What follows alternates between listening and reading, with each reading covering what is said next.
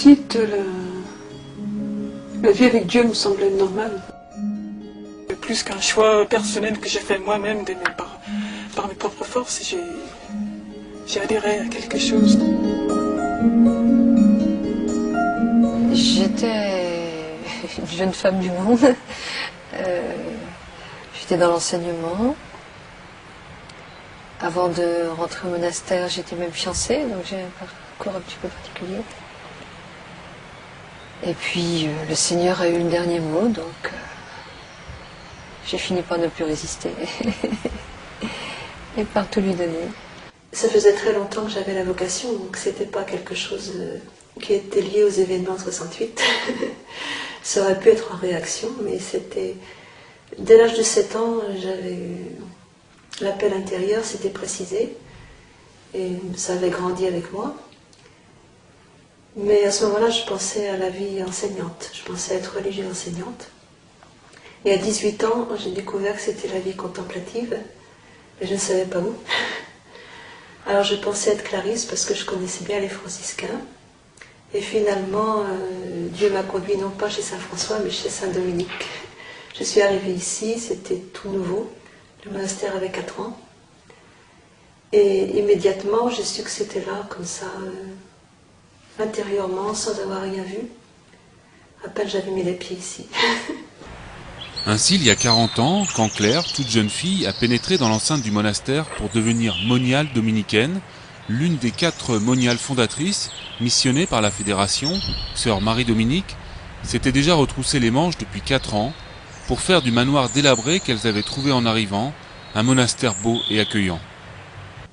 Oh, il n'y avait presque rien, à peu près tout délabré. Et les sœurs qui étaient avec moi, et puis tout de suite il y a eu quelques sœurs, et nous avons beaucoup travaillé par nous-mêmes. Mais le chantier était d'une telle ampleur que seule et sans moyens, elle n'aurait pu le mener à bien. C'est ainsi que rapidement, autour d'elle, se sont mobilisées de nombreuses personnes qui leur ont apporté un soutien moral et financier. À partir de cette création, je peux dire, on a eu presque tout de suite une association qui s'est formée autour de nous, l'association des amis de Beaufort, et qui nous a beaucoup aidés. 45 ans plus tard, c'est confortée dans son engagement qu'elle regarde sans nostalgie ce qui a été accompli. Le manoir délabré est devenu un havre de paix où 24 moniales dans la lignée de Saint-Dominique œuvrent pour le salut des hommes. Nous sommes des moniales, donc c'est vrai que notre vie veut que nous restions dans ce monastère. Et ce qui fait sens pour nous, c'est que nous sommes ce monastère, un lieu stable où nous restons pour toute notre vie et où les gens vont venir nous voir. Donc il y a quand même une certaine stabilité, mais une grande ouverture en même temps, bien sûr.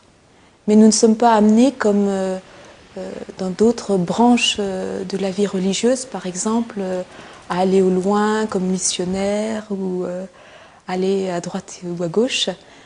Nous, notre vocation, c'est d'être dans ce lieu et que ce lieu soit un lieu source pour les gens qui viennent.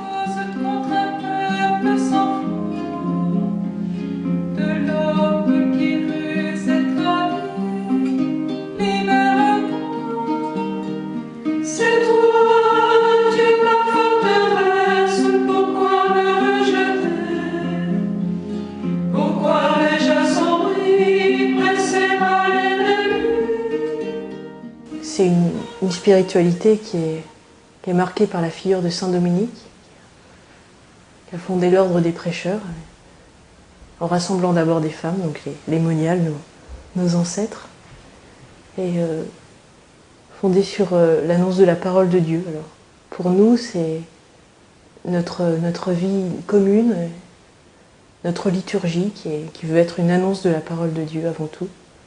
Saint-Dominique était un homme qui, au XIIIe siècle, a perçu donc, que la société changeait, la société de son époque, et il a trouvé les moyens, en fondant justement la famille dominicaine, d'aller à la rencontre des hommes et des femmes de son temps. Et en vie dominicaine, ce serait inconcevable qu'on n'aille pas à la rencontre des hommes et des femmes de notre temps. Et ce n'est pas parce qu'on est monial qu'on est complètement exclu. des hommes et des femmes de notre temps. Alors notre site internet, il n'a pas grande prétention, mais il est comme un signe que aussi toute personne qui est le bout du monde ou qui utilise ce moyen de communication actuel peut rencontrer une moniale, peut rencontrer des femmes qui ont donné leur vie et qui sont des femmes de 2008, quoi, qui sont pas, on n'est pas du XIIIe siècle, même si on a été fondé au XIIIe siècle, quoi, on reste des femmes de notre temps. Et c'est peut-être la grâce de la vie monastique, c'est un peu ça. Il y a toujours eu des moines et des moniales, quelle que soit l'époque. Et ça, c'est merveilleux. Et quand on regarde l'histoire de la vie monastique, les moines et les moniales ont toujours été de leur temps, ont toujours été ancrés dans leur temps. Et c'est bien qu'aujourd'hui, on garde cette tradition-là aussi. Dieu est toujours actuel. Hein. Je pense que si dans ma vie de moniale dominicaine, je n'ai pas commencé à vivre dans le monde, je pense que je l'ai raté quand même. Parce que Dominique, notre fondateur, il avait ce feu, cet amour des hommes. Donc, il y a une phrase qui dit « Parce qu'il aimait tout le monde l'aimait ». Donc il n'y a pas... commencer par aimer ses frères, les humains. C'est pas parce qu'on a la vocation en Dieu que on met le monde de côté. C'est tout à fait paradoxal parce que nous les guisons au cœur du monde sans être du monde. Et c'est ça justement, je pense que nous avons une tension à vivre dans le sens où nous n'appartenons plus au monde et en même temps nous faisons partie de ce monde. Lorsqu'on vit de l'amour de Dieu, ça n'enferme pas sur soi, ça ouvre les frontières, ça ouvre d'abord les frontières de notre cœur en premier. Et donc ça nous ouvre au monde entier. Quand nous sommes au travail, nous restons autant que possible en communion, quoi, en communion dans la prière. En communion les unes avec les autres et puis dans la prière. Enfin, nous portons... c'est peut-être plus facile pour quelqu'un qui fait de la broderie que pour quelqu'un qui fait l'économa, mais il y a une intensité de la vie avec Dieu qui continue, même lorsque nous ne sommes plus dans une prière dite à la chapelle, quoi. Donc on a ces temps de prière à l'église qui sont à peu près de 5 heures par jour, quoi.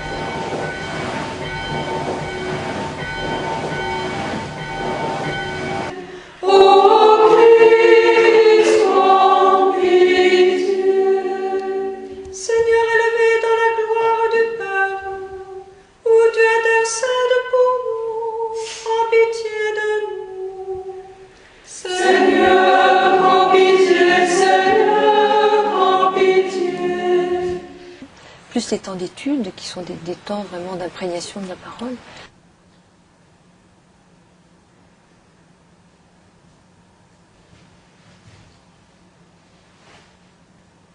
Et puis après, les temps communautaires, du travail.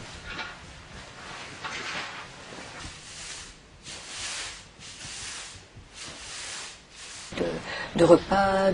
Fromentin, cet homme qui a mis l'UMP à genoux. D'échanges fraternels.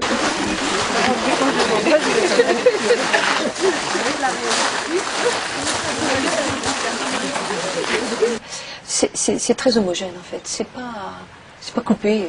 On pense que notre horaire est très coupé parce qu'on arrête le travail pour repartir à la prière. C'est pas ça. Comment dire, on a travaillé manuellement et on va avec tout ce que nous sommes après prier, porter, ou si on a rencontré quelqu'un, porter tout ça devant le Seigneur, quoi.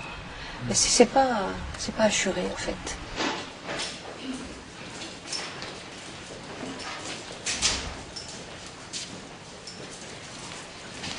C'est vrai que c'est pas une vie érémitique. C'est pas la vie des Chartreux, quoi. Ici, la vie commune a une grande place. Et les temps de vie fraternelle sont importants. On va être amené à travailler ensemble, on va être amené de toute façon à prendre des décisions ensemble, parce qu'il y a la place du chapitre au monastère, dans ces moments où la communauté est rassemblée. En tout cas, les sœurs qui ont fait profession sont rassemblées pour prendre des décisions. Et c'est le chapitre, c'est-à-dire l'ensemble des sœurs qui prend la décision à la fois pour des choses matérielles et puis pour des grandes décisions.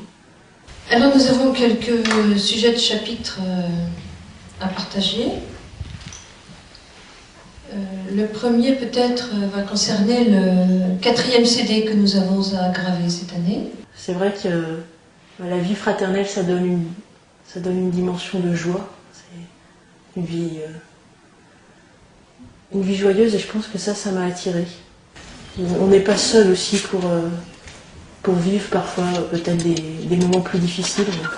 On se soutient les unes les autres par la prière d'abord et puis c'est vrai par le soutien fraternel. C'est grand mieux, c'est le là j'étais là-dessus parce que c'est du 41, je suis du 41. Pourtant je touche vous avez les pieds très